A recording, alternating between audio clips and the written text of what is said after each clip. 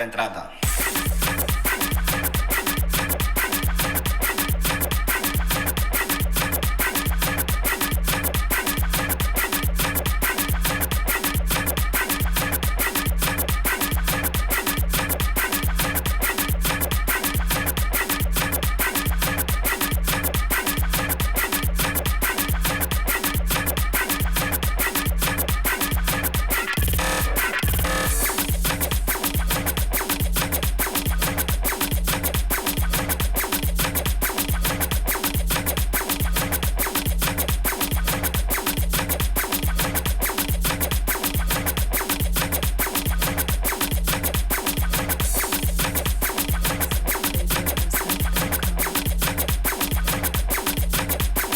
Psyched Radio San Francisco, streaming live from SF to the world at psychedradiosf.com.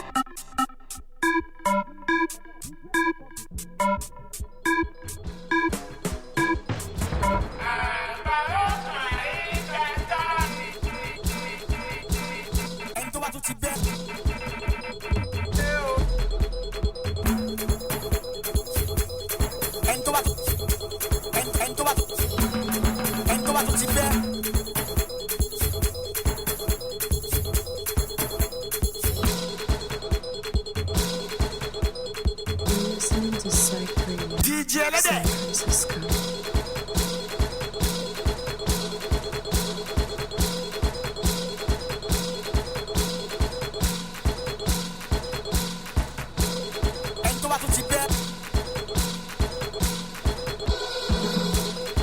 DJ Stainless the Magic Finger.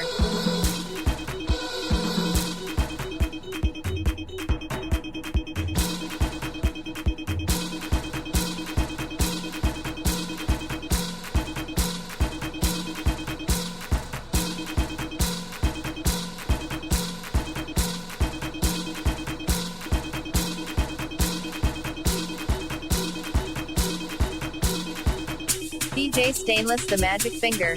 DJ Ari B. DJ ẹgbẹ́ kan fi kọrin náà.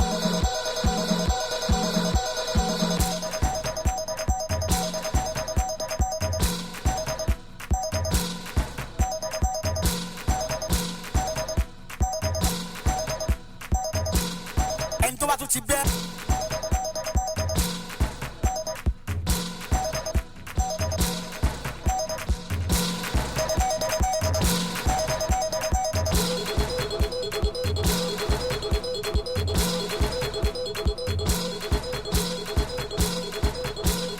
DJ Ari B. DJ ẹgbẹ́ kan fi.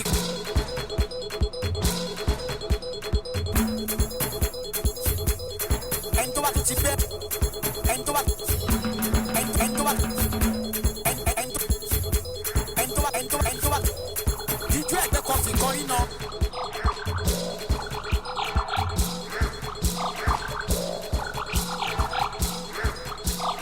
DJ Ari B.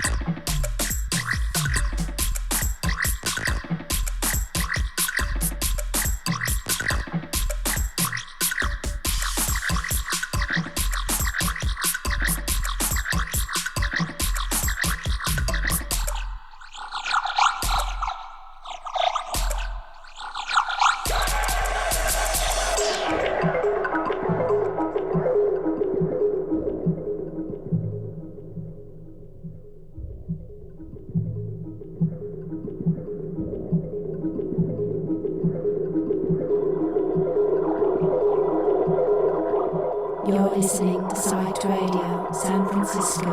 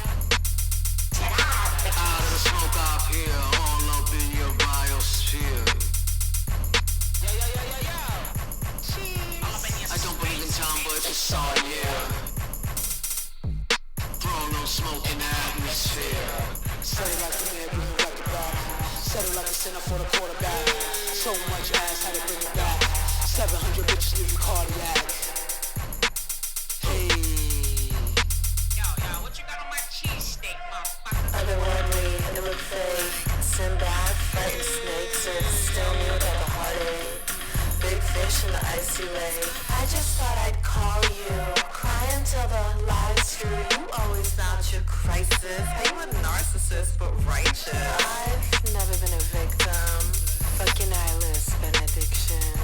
Smoking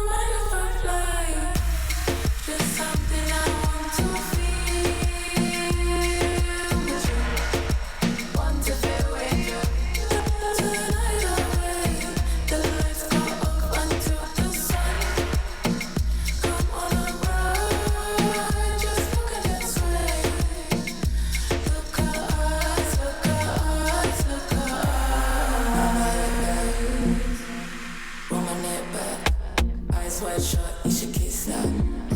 Light one, make the grip tight. I can make it jiggy with the skip back. Blow it out, bring the kit back. Get the music in me from the baseline. In the gut where it stays out. It's a vision, can you see it in the page black? With the figures in their face tags. Every trip because they win the everyday facts. It's in the code if you trace back. Only tempo tap with them is a hijack. Feet stomp to beat, bring tribe back. Now, clean the seat, then come strapped. Hearts sing to drum, we slam down. Unblock the gates for a gun now. Because you know that the answer's in the dance now. And we ride the wave till they spellbound with them. Like a light for the secret rhythm. I give you pleasure with the sweetest vision. I give you pleasure with the deepest answer. Don't mind if I fly.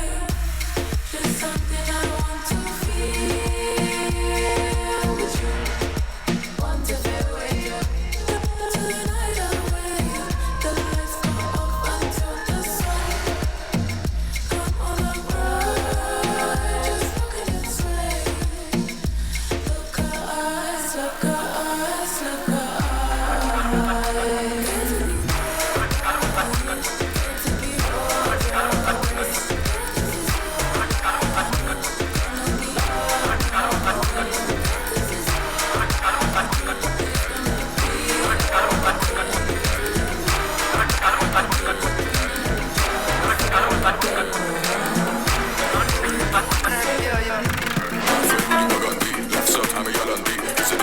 نزنه چون رو من این بالم دی تا دیروز جواب بازی الان میخوره لبسه دنبال داستان جواب میکنه که توی آسته اون با کلاس بله سلام چطوری خاله کاری میکنم که دل چیه تو باشی شاش بکنی نله اون روژه هاتیماتیک نیست فاسه چیه بابا واتیز نیست خیلی تو دیگه کفتی شدی تیپ چرا حالیت نیست نمو بیاد بگو بره نمو بیاد بگو بره نمو بیاد بگو بره هی جانشونو بره نمو بیاد بگو بره نمو بیاد بگو بره نمو بیاد بگو بره هی جانشونو بره نیستم یه شب خواب ویلی نیستم پیسا تایی نیستم چا که دنبال بگات نیستم فهم شدی مثل بکارات دیگه لو میره همه آمارات کنمشون میدن توی آپارات ولی بیز شدی توی امارات میگی نخت نمیشه که مجلسی میشی تایم داری بررسی سرم ریز بدم اون برو بهت که ما میت سر رسی بس شده کنم تیک تاک همه کار مورد داره دیسلایک دارم انگز لیل پاپا مقبری شدی دیس بایلا نمو بیاد بگو بره نمو بیاد بگو بره نمو بیاد بگو بره هی جانشونو بره نمو بیاد بگو بره نمو بیاد بگو بره نمو بیاد بگو بره هی جانشونو بره میگه صدات خفلیه بری خونه دور چیه قول میدم اگه فاپ باشیم امسال میبرم ترکیه آیدم ندوخی دیلی داد منم یه پسر بی احساس چی شده به تو که دست زدم چک کنی توی وی ای آر گفتی به سر رلت نیست کردیش کلاس برن لیست کجا میری بابا زیر نظرت میموندی میکنی برنج خیس ماشه گذاشتی اسپایت رو به 20 میدم به این اسلایت فکر کردی که کردی کامپورت دیگه نماید بزنیم اسواک مدلم پی دلته مدلم پی دلته مدلم پی دلته ما چطور بگو تو چته مدلم پی دلته مدلم پی دلته مدلم پی دلته ما چطور بگو تو چته میخونم کنه یه هیجانی نمیفهمی اصلا ننجانی دلاگی رو روش داد میرن دست بیره روش همه دانی کار دارم توی لایکی بره گفتاری با کایلی جره اون نجه یا کانسیلره میخونی که دایی دایی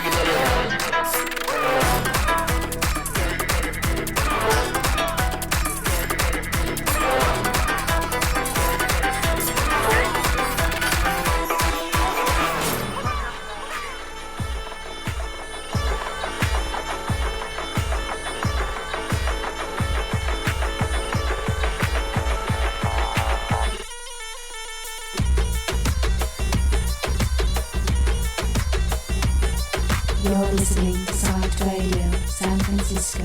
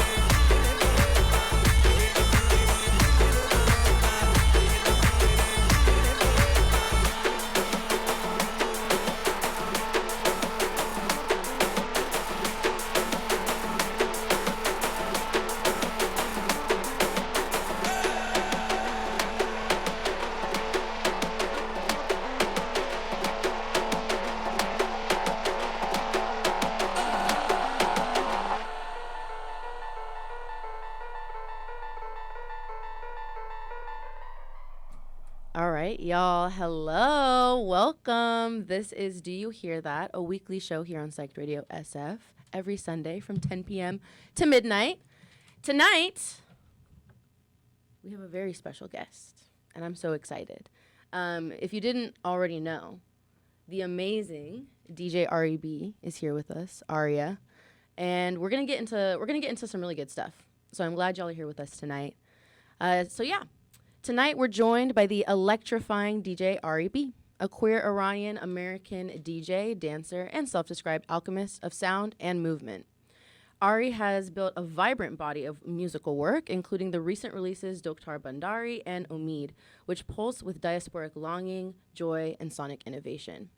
A force on the dance floor and behind the decks, Ari moves fluidly between genres, languages, and worlds, and channels that hybridity into community spaces, from the iconic SWANA party Mehmooni to collective-based endeavors like STRAPT and the freshly formed JUKEWRLD. LOL.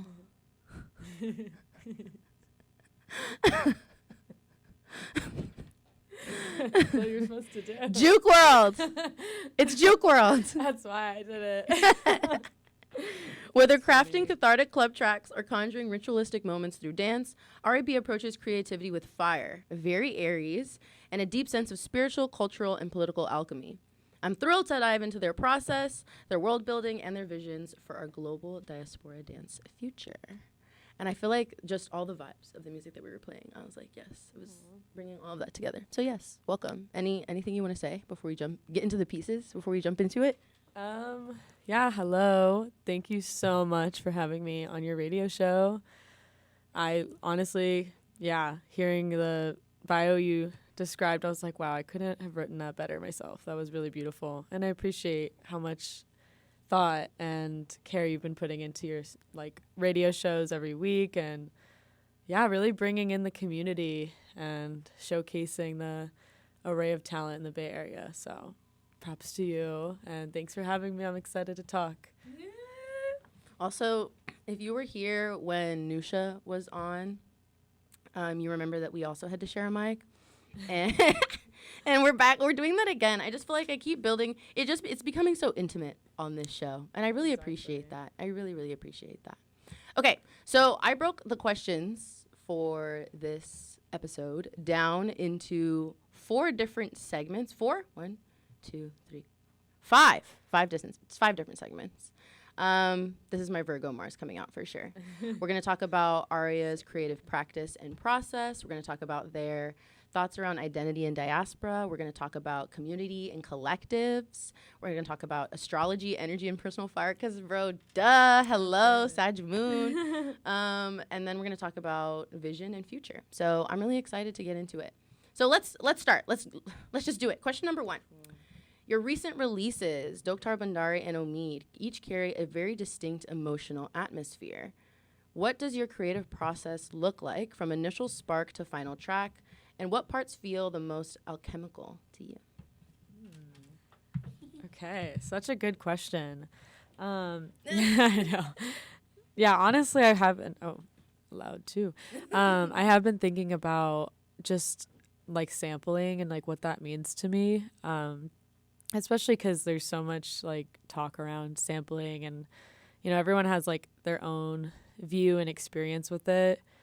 But for this album in particular, it really was about sampling songs that mean something to me.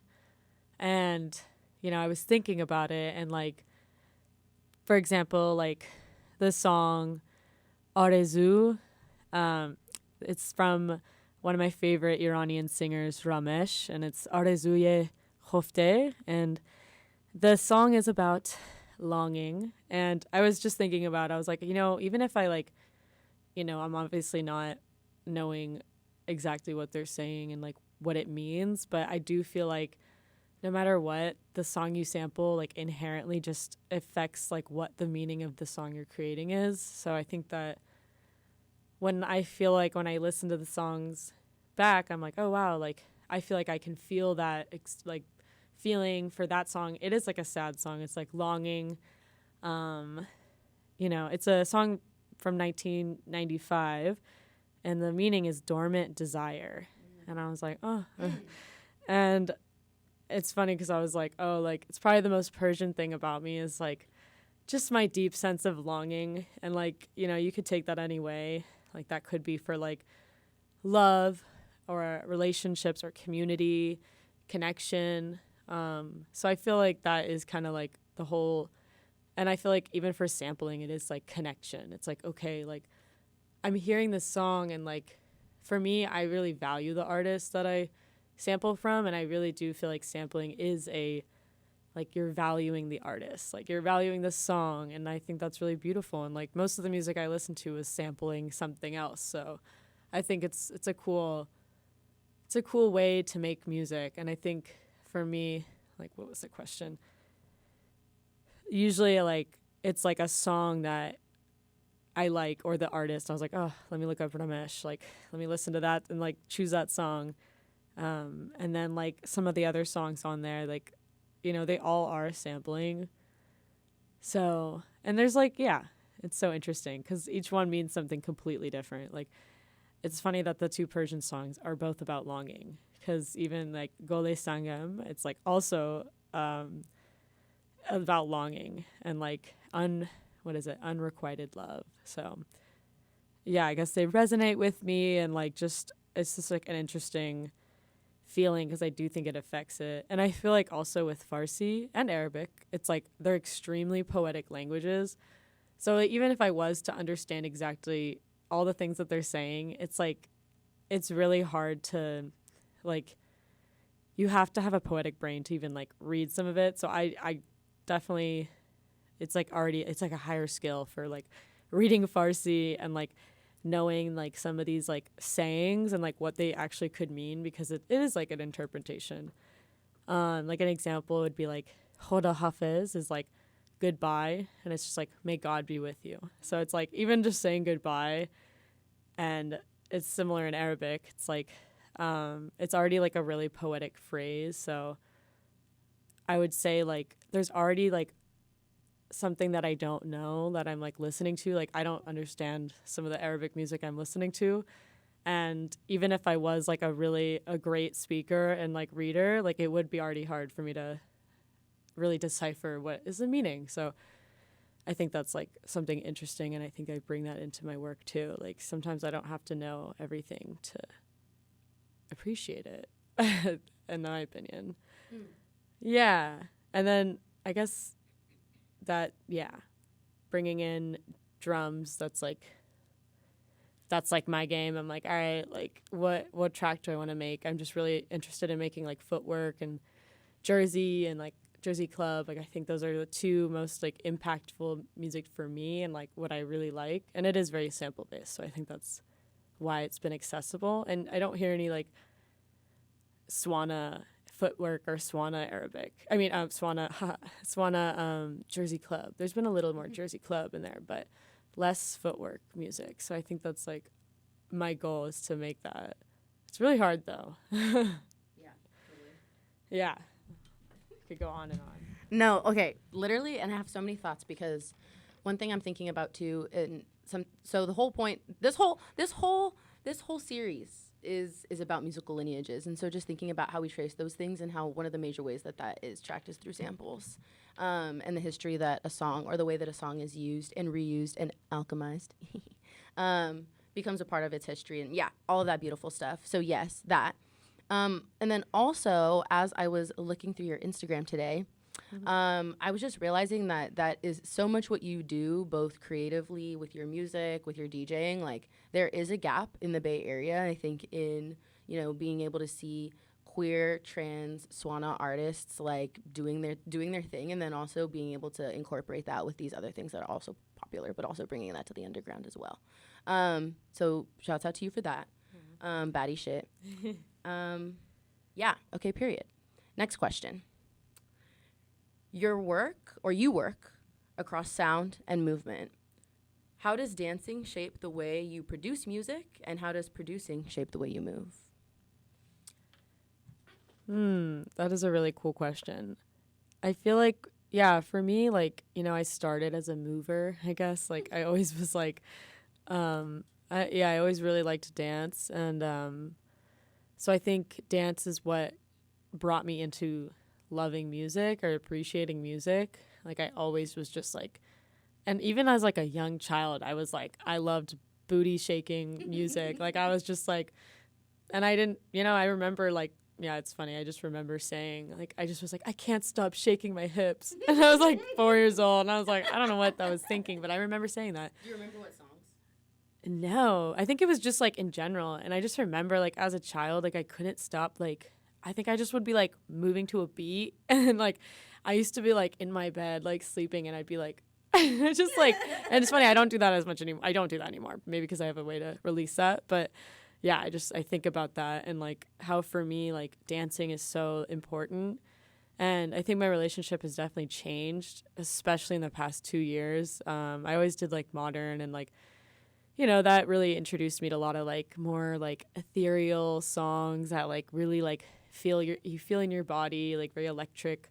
I don't know, like Philip Glass is somebody like, so there are like, I've just done a lot of different things like with that. And I think lately, especially after like October 7th, I really did like kind of like reshape my relationship to dance, just because I was like, I don't know like how much I'm getting out of that right now and like how much that is doing for the world around me. And like I could always ask that question about anything I'm doing and saying, but dance really wasn't, that specific type of dance wasn't really feeding my soul in the way that I needed. And I think it is because there's like not that much representation like in the dance world with like just BIPOC artists in general. And I think that's really difficult. So, and specifically SWANA artists, like I rarely see that. And so I think I was like, again, longing for that connection.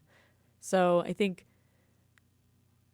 yeah, dancing does shape my music a lot because like I really want to dance to my music, and I really want to, in all ways, like I used to want to just like, I used to make very experimental music, and now I'm making more like club oriented tracks. And I think I've been realizing how much the club has actually just been a really safe space for me, and like how free I feel in the club, which is so like beautiful. And it makes me think about like even just like house music and its origins, for like how like that was like shaped by like Black queer people, and like that was the space where they were like finding their safe spaces. And like, I think that's like, I've just been like thinking about that, and I'm like, wow, like, and I think it's because of the music I listen to. It's because I'm not listening to, there are spaces where I don't feel safe.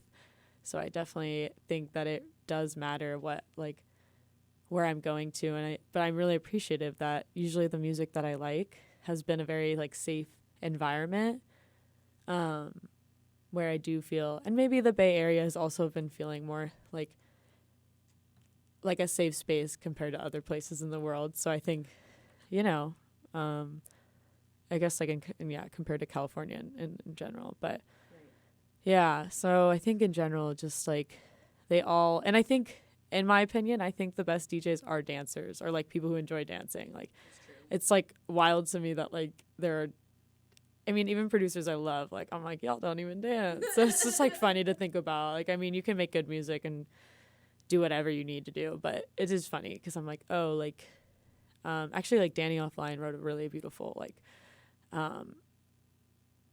article. Yeah, exactly. And it's really good. It really talks more about that kind of stuff, and just like, yeah, everybody wants to become a DJ, but no one wants to dance. And I was like, damn, like that's so true. And something else that I remembered was like reading about how like dancing or DJ sets used to be more about like, you wouldn't be watching the DJ, you would be interacting with people on the DJ floor or dance floor. And I just think about that sometimes. Sometimes I like turn my back so I'm not looking at the DJ, because I'm just like, wait, hold up. Like we should be like interacting with each other, and like that's like the whole point. So, dancing with each other is like more, healing than like anything, in my opinion. So yeah, and I think just to like shout out like Dubka and like any like, yeah, that's been a really healing dance for me, and like learning that, and it's, roots of like the Levant, and yeah, it's a really beautiful, and I love like Dovka music. So it's just like all around, like that is a very inspiring thing for me. And like, yeah. And there's a lot of ways that it connects to the other outside, like other SWANA regions. So it's cool to learn about it. So, and every culture has their own dance form. So that's also like super interesting. Yeah. I'm curious also how, like, what was your foray into the DJ scene? Ooh, yeah. Off script. Yeah. Not on the list. This is a break-off question. Yeah, no, this is great. I have been talking about this a lot, like, with some students and stuff. And, like, actually, I had a really funny, like, thought where I was, like, I asked, like, my high school students. I was like, oh, like, have y'all seen a DJ set? And, like, no one raised their hand. And I was like, yeah, like, I guess, like, the first time I saw a DJ set was at prom. And then I was like, and I hated it. I hated the DJ so much. Yeah. And then I was like, I think that's what that's like what helped me become a DJ. Like that's what inspired me to become a DJ. Because I remember going to college and I hated the DJs too. And it was like, obviously like all men. Like I never once saw a female DJ. And that was just like, and I just remember hating. I was like, dang, like, come on, like this transition, bro. Like, just get to the next. Like, I was like, I'm not enjoying the transition, and that's the whole point. So that's really what inspired me. So I was like, and like when I was in high school, I just listened to a lot of music. I really liked like hip hop. That was the main, and then I liked like some. Yeah, I was very into hip hop, and I was honestly like one of the only people that I had no friends who listened to hip hop because I was from Santa Cruz. So it's not music that I like that's coming from Santa Cruz. So I will just say that. But yeah, anyways, so I was like, I would just like use some like acapellas. Like I was really into Kanye West. So I would like mix acapellas of like rappers and then like random beats on SoundCloud. And I was just like, I just was obsessed with doing that. And I was like, oh my God, this felt so revolutionary to me. I was like, holy shit, like, this goes well with this. Like, oh, the beat, you know, it was random. Like, and then I joined, I actually like got this internship when I was 18 and I was like teaching other students, like middle schoolers, how to like produce music and DJ. I didn't know how to DJ, but I like immediately went in there. I'll just shout out Frank Woods. Like, he was like one of the best like mentors that I had. Like, I just feel like having somebody like him who was like a pioneer, like he created this like organization in Davis, California, which also not much, you know, like what is the culture in Davis? Like, it's like you think about some of the scenes. It's just funny because there are people who are searching for that and like want to create that for people who have like similar interests and like, you know. So it was cool to meet somebody like him, and he really just like believed in me, and he was like, "Nah, you're like, this is in you. Like you got to do this." Like, and he just pushed me, and I was like, and I was mentioning, I was like, yeah, my first DJ set was at Woodstock's Pizza, so it's like really funny to think about. Yeah, I was 18. Oh my God. Yeah, I was helping out some kids and students. Yeah, and I had to like set up the whole sound system, and it was like very confusing, and I was like, all right, but yeah, that moment was like. Yeah, it for me. And like I really liked at the time it was like old school hip hop, and that was like, you know, and that's the harder. I mean, I would say hip hop is like one of the hardest genres to DJ. So like I started hard, and then I started listening to house music, and I was like, oh wow, like this is a lot easier, y'all. Like what the hell? Like I was like, damn, it's a different kind of DJing. But I did really like house music, so I really did like kind of fall in love with that.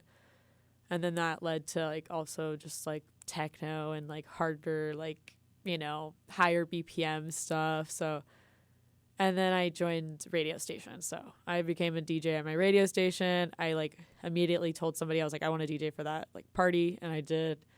And it was great. And then I just kept going. So yeah. Period. Long-winded story. No. I love it. Amazing. History of a legend. I love it. Okay. Moving on into identity and diaspora, some of my favorite questions, I would say. Oh, yeah. So what parts of your identity show up most clearly in your practice? And what parts do you feel you're still discovering or reclaiming? Ooh. Yeah. Okay. side eye. I know. It's like, that's a deep question. Yeah, I was thinking about it and I was like, yeah, I guess going back to that whole thing about longing, like, I think I've been thinking about it a lot in terms of like my own identity, and like, I think it is just like a deep sense of longing, and like, you know, that could be for a lot of things. And like I said, it could be for a person or like family or like land. And like, for me, it's always been kind of just like rediscovering like almost like distant memories that I have of like childhood that like, yeah, I don't really get to experience anymore, because like for me, like my family, my whole like Iranian side is all in Iran, except like one of my cousins who just moved. And I didn't get to see them after I was like age of like 10 or something. So, and I, at the time, I just didn't really even realize, like, I don't know. It's like, you don't really have that deep of a sense of like identity at that age yet. I don't know. Maybe I think kids now have like a really intense level of understanding of their identity now. Yeah. Some younger ages. But yeah, I just feel like when I was in middle school too, like I actually there was a lot of shame around it. Like I generally thought like being Iranian was like equal to like being ugly and like being unwanted, which is so crazy because like, you know, now I think the opposite. I'm like, oh, like, no, that's so interesting. But I actually like wouldn't even tell people. I'd be like, yeah, no, like I just told them I was Italian. I was like, I'm just Italian. Like, yeah. And it's so interesting because like, I mean, it really did stem from like witnessing like racist comments and like, you know, just like even my upbringing. And I was thinking about it and I was like, yeah, maybe if I didn't experience like a level of discrimination in Santa Cruz, like maybe I would have a different like perspective on like my own identity, you know, like if I did, like maybe I wouldn't be questioning it so much. But I think when you experience those things really young, you're kind of like, oh, like what? Like, and then when you grow older, you're like, oh, was that because of this? Like, that's crazy. Like, and so I think that is kind of, and I think just in general, like my dad was like really secretive about it. So, I mean, if someone's secretive about something, you want to know more about it usually. So I just was like so curious about like how, what, why, and when, and like everything about it. And so that just became, yeah, like a level of curiosity and like learning and just reading all these books. So for me, it's like there's just so much I don't know. And like sometimes I feel like I'm like even like tunnel vision with it. And then I'm like, oh my gosh, like there's so much other like cultures and like within the SWANA region that I'm like, oh, like, you know, I don't even know anything about that. And so at the end of the day, like for me, like music, food, and dance are like three things that like all cultures have. I mean, every culture, and that's like one thing that you can learn easily, and it's like accessible. Like it's like a universal language that anybody can listen to or hear or feel or eat. And so I think that's something that I'm always like really just curious about. And like I also just love having like similarities in cultures. And I feel like it's not only like literally all like non-Western cultures, like they all share so many similarities. And it's so interesting because like for me, even when I talk about like SWANA cultures, I'm like, you know, it's like, or even when I have a lot of like, you know, like friends who talk about like Mexican culture, I'm like, oh yeah, like literally like that's so similar to like Persian culture or something. So I always do like think about it in terms of like a universal, like, yeah, like I feel like there's just so many similarities. And yeah, but also I do think about what it's like to be American. And like, I think I do have to have a lot of like appreciation just from my own like privilege of being like able to explore things the way that I can. And like, you know, I think about it like, what is it like to like be not here and like to be back in Iran or something? Like I do have to think about like, you know, my experience is so like, yeah, I'm like really grateful to be able to have this freedom, because that's just not the case everywhere. And like that's something that I always think about in terms of like, you know, making music like this or even having parties and stuff. And it's like, how do we like, you know, like also not like respect it and not, you know, appropriate it? Because that's also like, even if you are like of the, you know, culture, it's like there is like a level of like, I don't know. I think it's important to think about it. But yeah, I don't know if I even answered the question anymore, but No, you absolutely did. You absolutely did. Great. How do you navigate the tension between honoring cultural lineage and pushing the boundaries of what SWANA music and dance can be in a global club context? Yeah. Okay. I feel like that is kind of where I was going to. Yeah. Because I feel like something about me, though, in general, like, which not everybody agrees with. And, like, I've always hated, like, mainstream ideas and mainstream music and mainstream everything. It's funny, though, because now with, like, TikTok, I'm, like, learning that. I'm like, okay, I guess I do, like, have a lot of things that, I don't know, like, obviously we all enjoy. Like, it's not like I'm, like, completely, like, under a rock and, like, don't know what's happening and stuff. And I feel like I have to know, too, because I'm like, well, you know, as a DJ, you're, like, playing music for other people. So I'm always constantly thinking about, like, well, what do they want to listen to? Because, like, at the end of the day, like, I can always play whatever the fuck I want.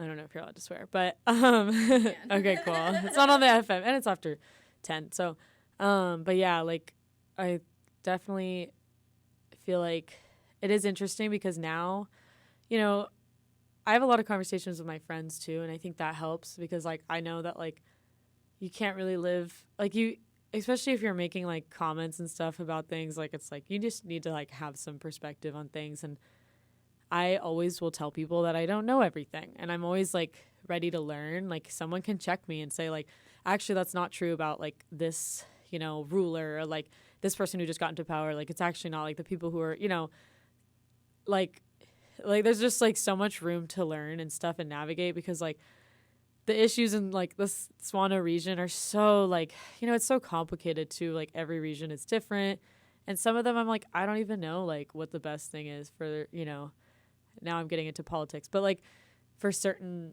things, and, like, what is the best, like, what is the solution to, like, what's gonna happen with, like, Iran for a specific, you know, like, but I do think, like, also I think about, like, how, like, you know, it's kind of interesting because, like, since October 7th, you know, it's, like, kind of been put on the map. Like, people now know where it's from, like, where it is, like, what it means. Like, you know, people have always been, like, it's been really, like, yeah, like, just no one really knows what SWANA is.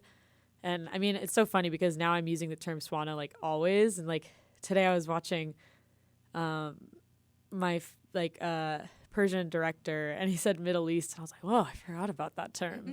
But it is interesting because, like, yeah, like, you know, people assume that, like, you know, Persians speak Arabic or something. And then, like, you know, like, there's also, like, a level of, I don't know, like, the Iranian community is not perfect, and, like, there's a lot of issues there, and, like, especially in the American diaspora. So, but I have been thinking a lot about how, like, what, yeah, again, like, is it appropriating it or is it, like, respecting it? And I think one thing I will say is, like, I do wish that, like, the people who are using, like, their, like, Palestinian heritage and, like, becoming, like, really big with that and, like, using, like, making parties and stuff, I do wish they were, like, solely, I don't know, like, I just think it would be cool to see, like, an all SWANA lineup or something, or, like, it would just be cool because I do see a lot of, like non-SWANA people on there, and I'm like, yeah, like, because they're big and they're, like, have the following and stuff like that, which is cool, but I'm like,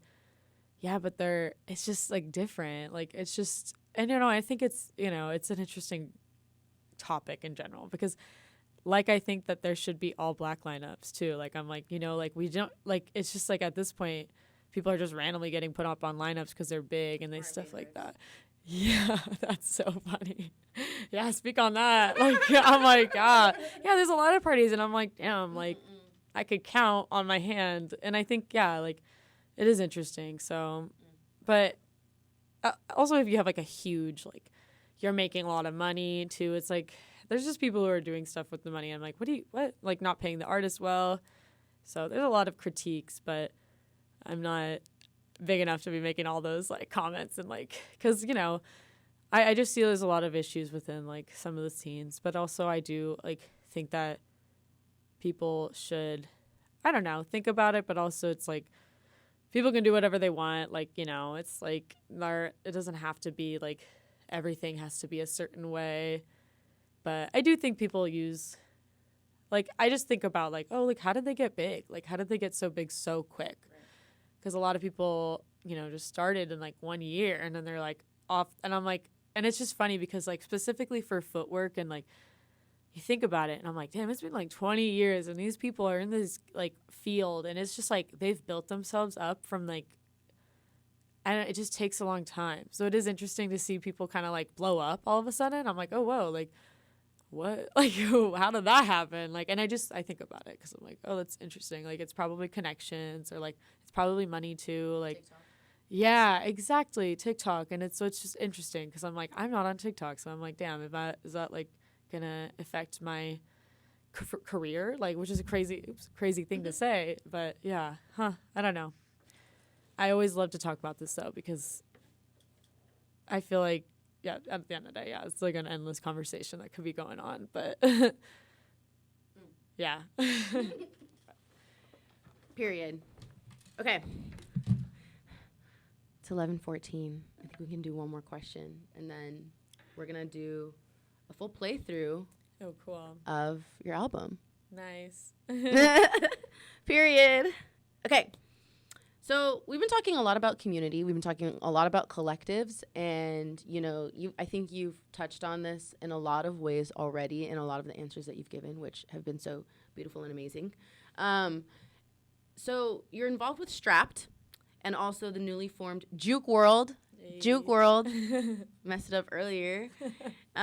What excites you about collective-based organizing in the music world right now?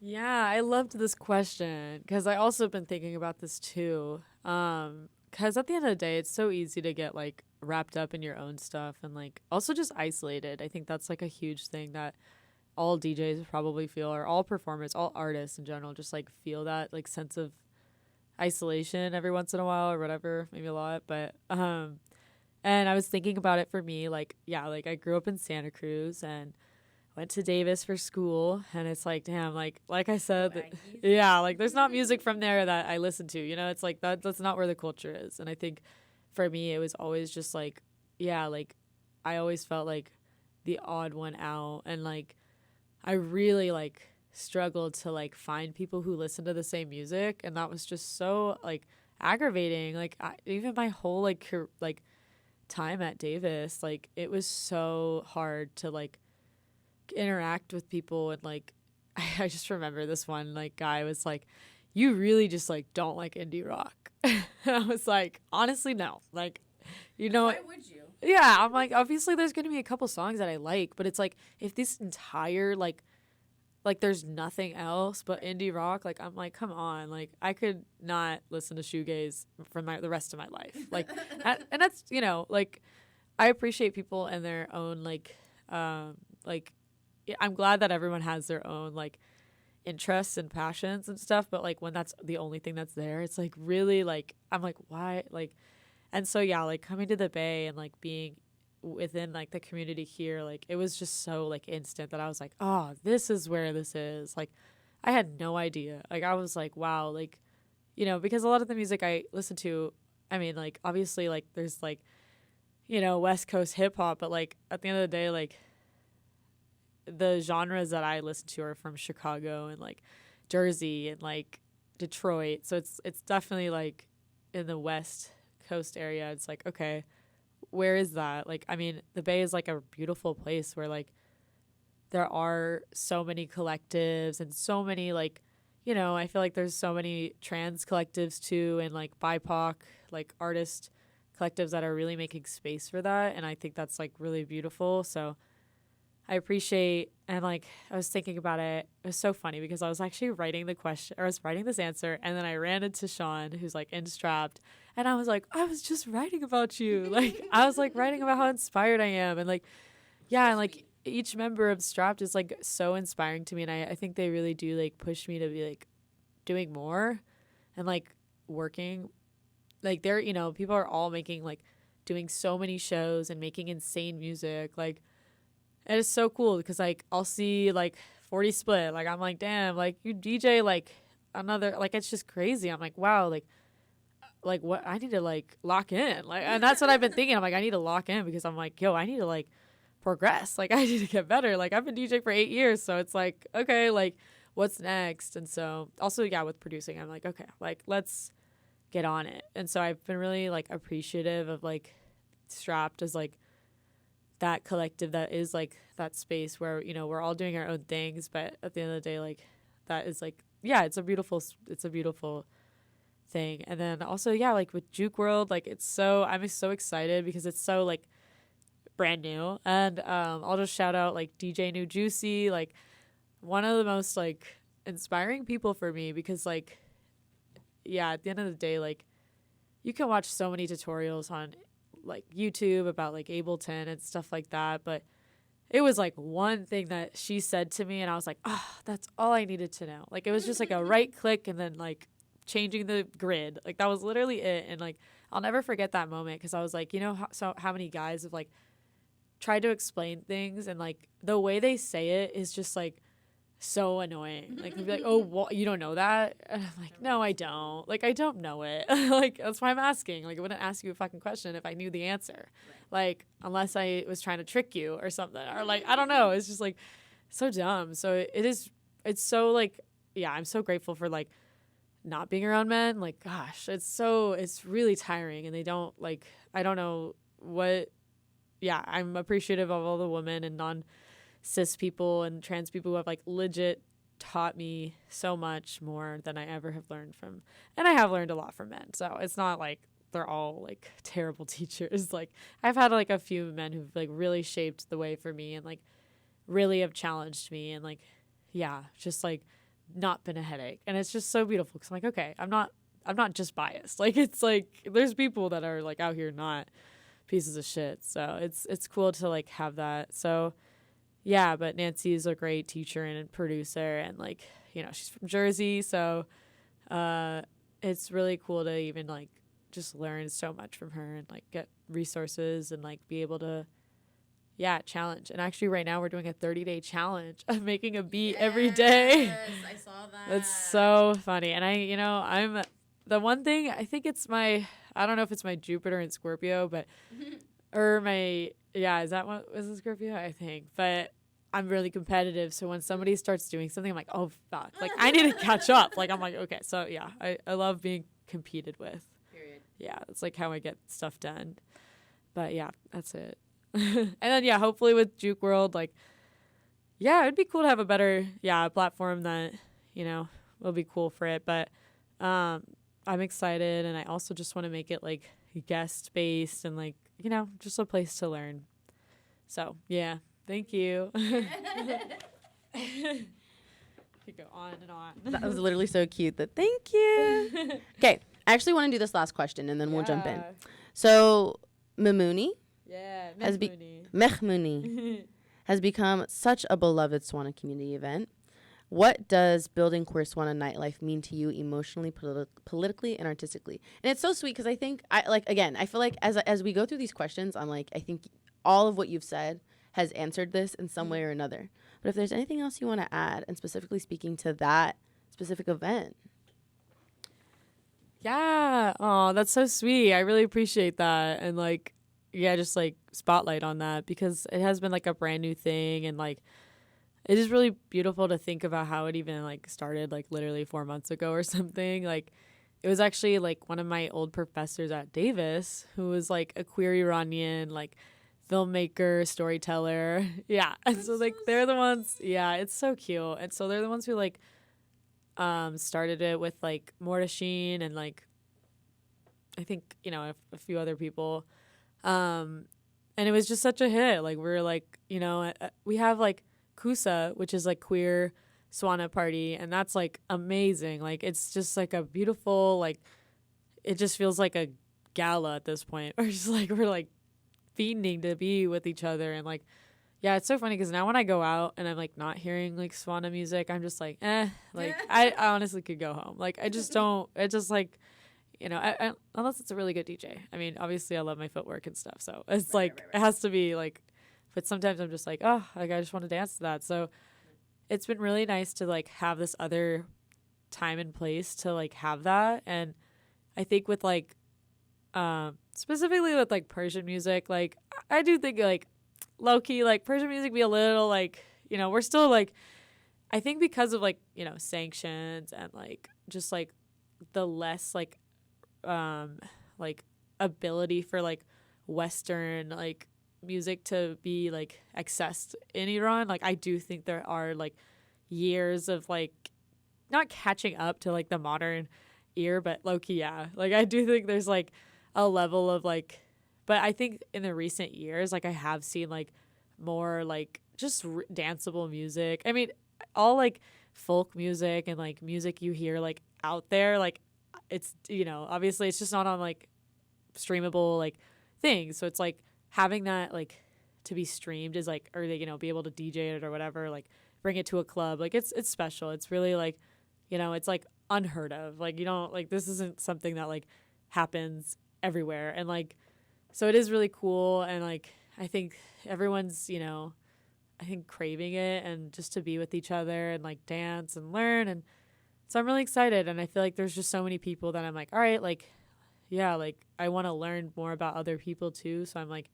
really trying to see like what more can we do with this, like how can we bring more people in, and like yeah, so I think it's a really cool place to learn and stuff. But it is interesting because even when I watched like Iranian films, I'm like, damn, that song is so good, like that's crazy, like like we don't, it's just funny because yeah, like some songs are just only performed live, like it's like they're not produced in a studio for like us to dance to, which is like, I mean, I think that's all like folk music in general, like so it is cool to hear more like tracks like there are like wedding tracks, like a lot of it is like wedding music, like, and I actually asked my cousin, I was like, yeah, like what is it, like what is your like relationship to dancing and like music there? And it's like, they don't go to clubs, like it's like they don't go to like the bar to listen to, that's just like not life there. So for some people, they have their underground scenes there, but it's like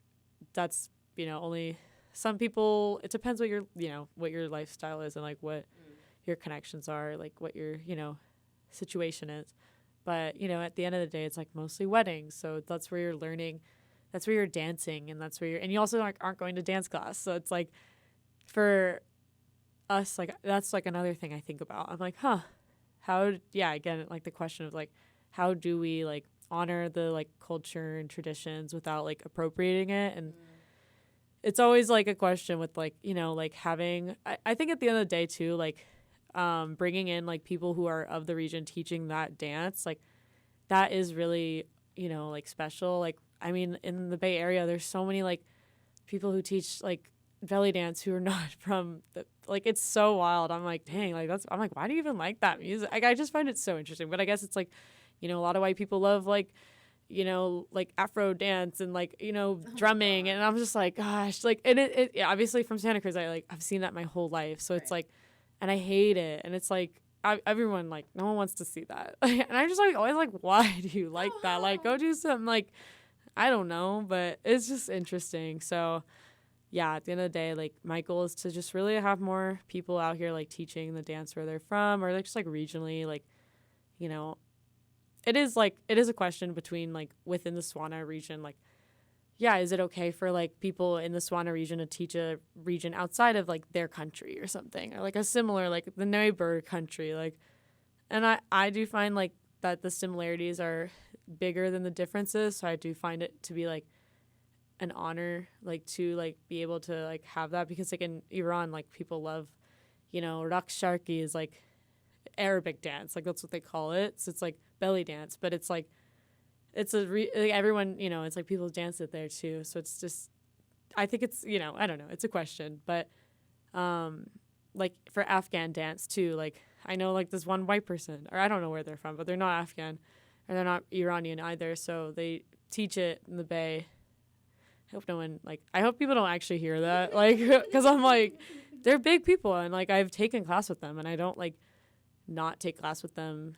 Like I do, because I'm like, I need to learn like what are they doing, like what are like why, like I just question it. So it's just an interesting thing. So at the end of the day, I want to make there more space for people of the region teaching, and just like respecting it, or even just like giving a whole history lesson about it, and be like, I am not from here, and I'm not this person, like, it's like I think, you know, at the end of the day, like, I try to do that too with, like, you know, with, like, footwork and, like, house music. Like, at the end of the day, like, that's all black music. And I don't want, like, it's just interesting because, like, so many white people be actually just out here, like, not even questioning it. So it's just funny because, like, at the end of the day, like, most people who are, like, these like, people who are making money and stuff like that, they don't even think about these things. So I think but I think it's important to think about and address and talk about because at the end of the day, it's like, yeah,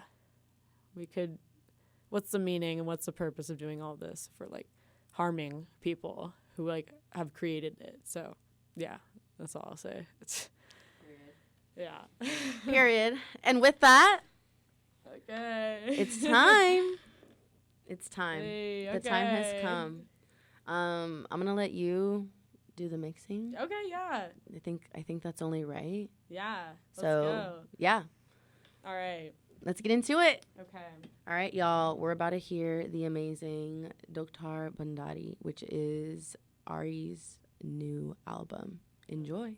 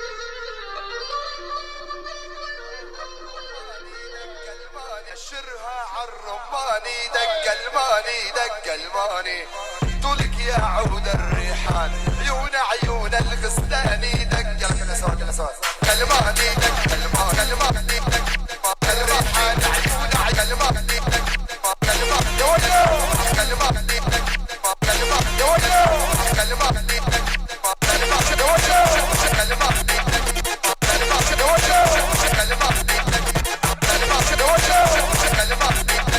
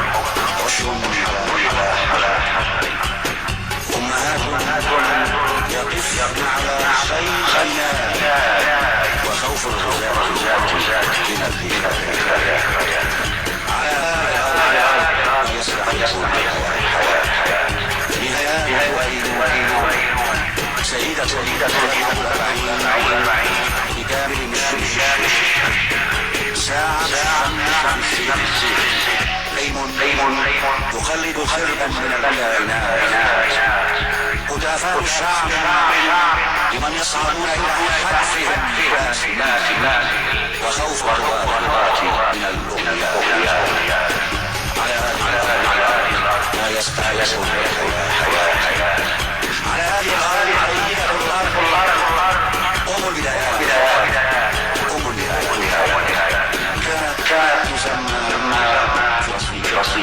صارت سيدة أستحق لأنك أستحق الحياة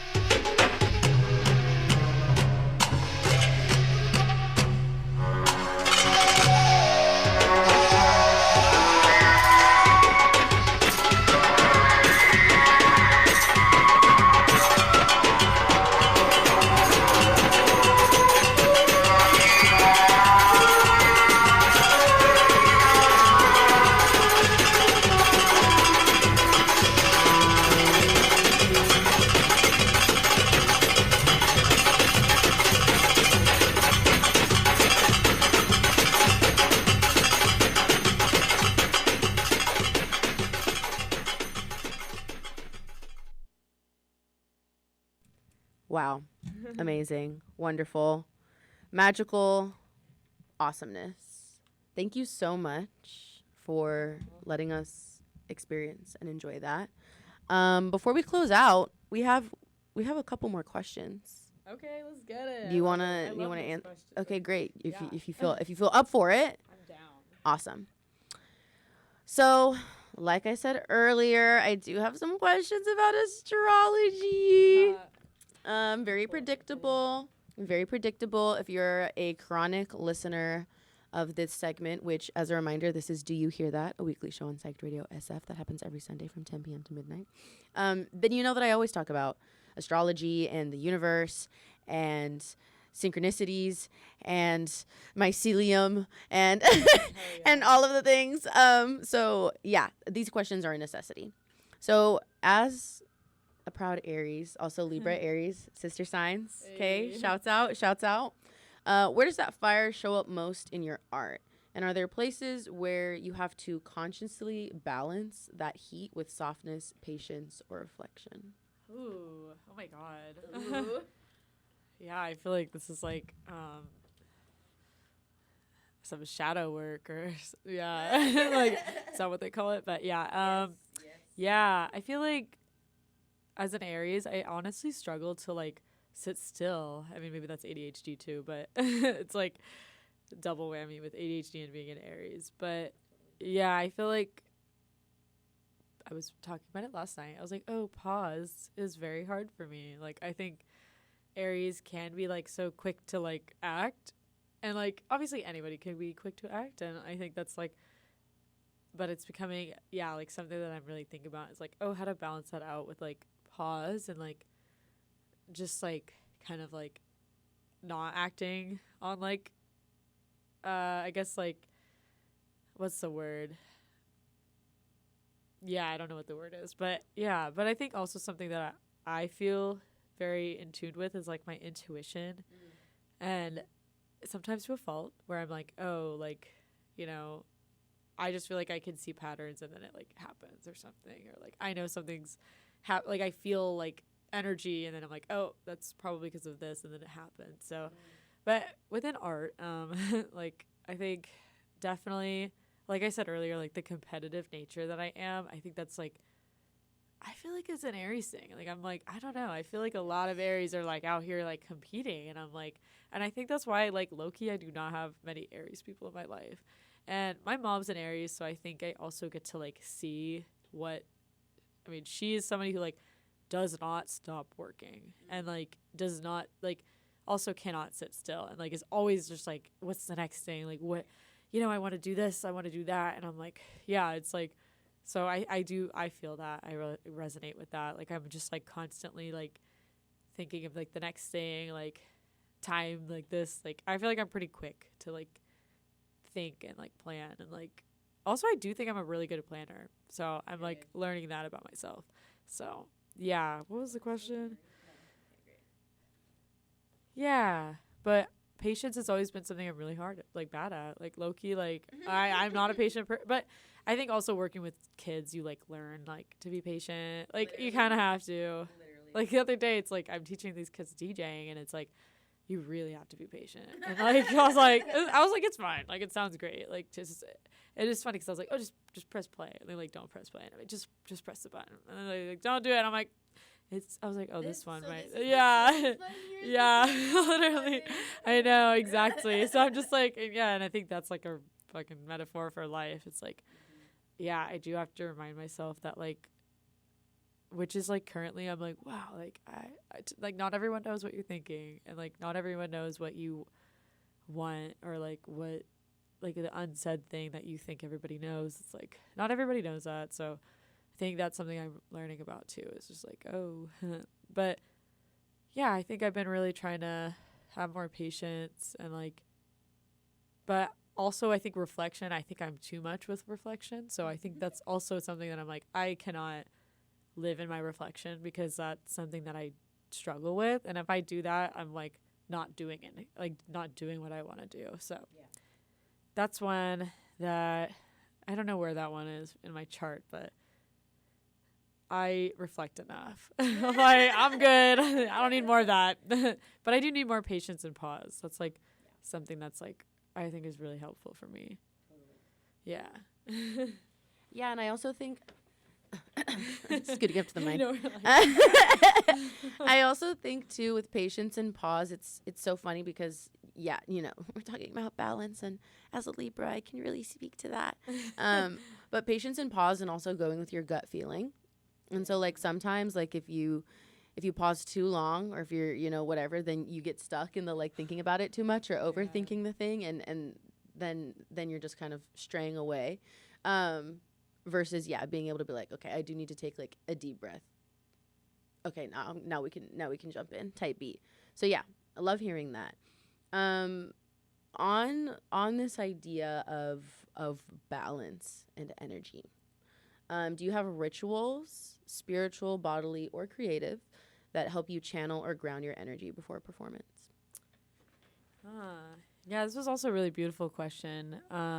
Yeah, because I've been really realizing how much rituals are essential in life in general. Like, even, yeah, honestly, I think I've had to learn, and I'll just say, like, through sobriety, like, I've really had to learn what is best for me, and, like, it used to not be what I was doing. And so I think now, like, I think having, like, something warm, like a warm beverage is, like, something I need, and like having like, it's like also grounding for me to be like holding tea sometimes. So that's something that I learned that was like really helpful for me. And also I've just been like praying. So I think anytime that I'm like in my head, or like I guess like feeling that like instant like wanting to react or something, or like anger or something, or anything that's like really like bottling up, and I'm like, I just feel like I'm gonna burst. I'm like, I literally have to breathe, and like I pray, and that's been really helpful for me. And yeah, I've actually just been like, honestly, just like asking God to like help me with the next hour or something, or like guide me to it. And I don't use it enough. in the right moments. Because like I said, like I feel like I use it when I'm like really really in need or something, but there's moments when it's like I could be bringing it in like more, and I think that's something that I'm like really working on with sobriety. It's like just like how can I bring that into like every moment rather than it being like when I need it. It's like, yeah, because if it's just like inherently what I do, and I think that's like also like why I've been really enjoying my alone time too, because I have like more time to like act on these like tools or like I don't know, like rituals, I guess, like that's a better way to put it. It's like it's like if I'm getting like distracted, like I don't have much space for it. So I've just been really appreciative, even if it's difficult. I haven't been as, you know, like my distractions I've been limiting them, which is crazy. Like I feel like my whole life I've been like struggling with distraction, and I just never had like any way to like deal with it. So I've been getting through some things with that, like which is crazy. So but I think even like yesterday I was like cleaning my room. Honestly, like having a clean room has been a ritual where I'm like, if I'm not having a clean room, I'm like actually not doing well. And like so, and it's hard, but and just like lighting incense and like honestly I used to like bring incense and like sage into my like car, and then I'd bring it to like the like DJ not every time, obviously, like I would forget. Yeah, but if I remember, that's like honestly really healing for me, because sometimes I just get so anxious, and it really depends what the vibe is. Like sometimes I don't, and like I'm chilling, but a lot of times it just really depends. Like what, I don't know, but also listening to music beforehand is really helpful. I love listening to music before a set and just like really jamming out. That's helpful. But I think those are some things. I'm trying to think what else. Yeah, getting enough sleep too. That's like necessary. Yes. Yeah. And drinking enough water. Yeah. And not being hungry.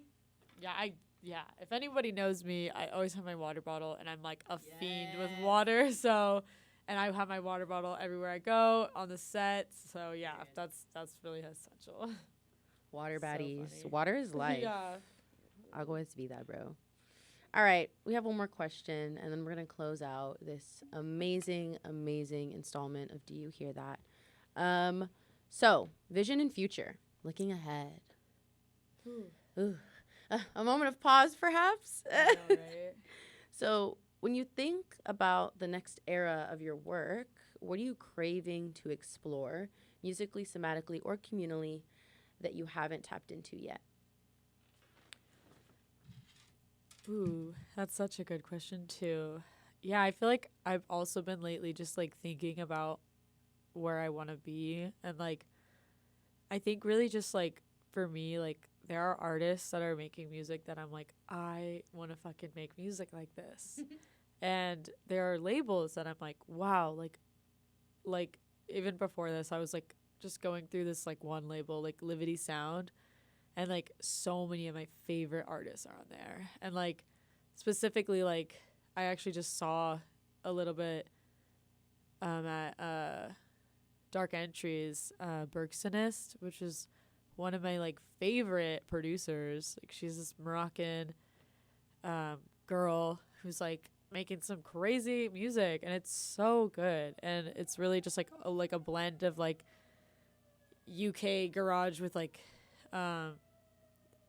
traditional like Arabic sounds. So it's been really cool, and I've been meeting a lot of like different artists. So I think just in general, like making the music that I want to make and like hear, and like also just like being in community with the artists that I'm like looking up to. And I think this year in particular, I have seen it like happen, but it is hard to stay connected with people. Obviously, it's like, you know, the internet is where we're doing it. So I am thinking about like, like it would be really cool to like play shows outside at like these other like SWANA. Like I really do want to be playing more gigs around. I want to like do a tour. That'd be so cool.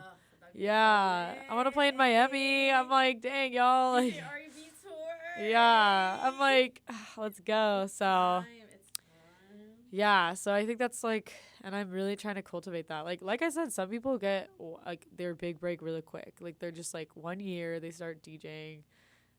I'm so funny because I'm like, I have someone in my mind, and it's like, it's just funny though. And I'm like, I appreciate, like, I listen to their music and stuff. Like, I'm like, dang, that's cool. Like, yeah, I guess people can start in 1 year, go, you know, travel and stuff. And I think that's super awesome. But yeah, I would love to be. And at the end of the day, like my life, I never want it to be like all about like that. And like, I do want, like I said, to go off the grid sometimes. Like, I think I recently deleted Instagram and I was like, holy fuck, like that's like so needed. And that scrolling, like, life is just not what I want and need. So it's hard to find that balance too. But I do want to keep creating like more SWANA parties. I want there to be like more dialogue between like people being involved and just like, yeah, I honestly, I want to be in a gallery too. Like, I just went to like the Rave Into the Futures like gallery at Asian Art Museum. If you haven't been, definitely go. It's insane, and literally like so many amazing artists are collaborating in it, and it's crazy. So yeah, I want to be making some art that's like showcased in a platform with other artists that are like doing similar things. So I think there's a long way for me to go in terms of like cultivating that. But yeah, I'm excited, and I do feel like I see it. So yeah. It's there. Amazing. Okay. Wow. Oh my gosh. Yay. That 2 hours went really, really fast. I know. It did. Wow. That was amazing. Thank you so much, Aria, for blessing the mic, for blessing the time, with your presence, with your music, with your energy, with your talent. I'm so thankful to have you here. And before we officially call it, any shameless plugs, any upcoming events, any things you wanna any things you wanna spotlight? In the when I upload this, I'm gonna put a little screenshot of it. So whatever it is, plug it up. Yeah, I mean, it's like end of the year vibes, so not much going on. But this Friday, I'm gonna be playing on Vault Radio. So it's at Aurora Studio in SF, like in Mission, literally 14th and Mission. And there's gonna be a Syrian pop-up, so it'll be some great Syrian food, some good music. And yeah, come through. It'll be amazing. And then that's on Friday the 12th. It's like 5 to 9 or something. Yeah. And then on December 19th, there's going to be a queer SWANA party at the Starry Plow, which is an Iranian Irish owned business, which has been really cool. It's been a fun place. Yeah. Yeah, that's why we didn't just choose an Irish pub for a SWANA show. I know. It is so funny. Yeah. The Lord. Yeah, it's hilarious. Wow, yeah. But yeah, it's the guy who owns it's really awesome, very pro Palestine, very like big about like just like having a diverse array of cool events there. Yeah. Just for the sake of it, I went to an Irish like step dance class because I was like, you know what? I don't know anything about this. So like let's learn. So it was funny because then my two SWANA friends were like, I'm actually like an 8th Irish, and I was like, that's so funny. I was like, all right, like, that's lit. Okay. Not the one drop Irish. I know. I was like, I actually don't have any Irish in me, but okay. Period. Yeah, it was just funny because you know that there is like a lot of solidarity with them. Absolutely. But yeah, December 19th, 8 to 2 a.m. It's just funny because I thought about my dad. My dad said the funniest thing about like, he was like, yeah, Irish people, they're good people. They like Iran. They like Palestine. Like they support the struggle. Like, and then the reason he said this was because he's so real. It was so funny, and I was like, yeah, I guess. Like, I guess so. Yeah.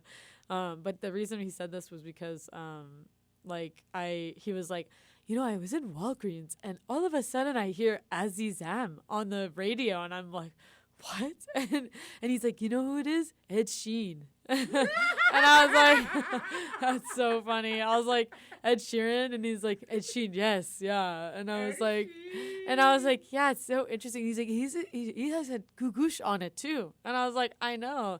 And I was like, did you like it? And he's like, I think it's so cool. Yeah. And I was like, Honestly, yeah. Like, it's like I hated it at first, and I was like, you know what, whatever. I guess he like puts us on the map. But he also, his producer is Iranian. So, because then I was like, yeah, I wondered why. And he was like, well, no, because I was like, oh, like, do you know why you like that? And he's like, I think he just really likes Iranian culture. And I was like, I don't think that was it, but okay. I was like, I don't think he knew anything about Iranian culture. It was just so random, though. I was like, nah, it's because his producer's Iranian. He probably found out, and he was like, oh, how do we incorporate that? Which is like cute. I'm like, all right, like that's sweet. Like, yeah, I guess, but it's like kind of interesting. But then he was like, yeah, his partner's probably Iranian. It was just funny because it was such a random conversation. But now my dad, like, yeah, likes it. Yeah, Ed Sheeran. So funny. Period. Let's just end on that. Oh my gosh, amazing. What a wonderful way to end this episode. Thank you so much again. Yes, definitely make sure you check out those events that Aria mentioned, and thank y'all so much for tuning in. We'll be back next Sunday like we always are with good vibes. Yeah. Thank Cool. you. All right, y'all. Thanks for tuning in. See you when I see you.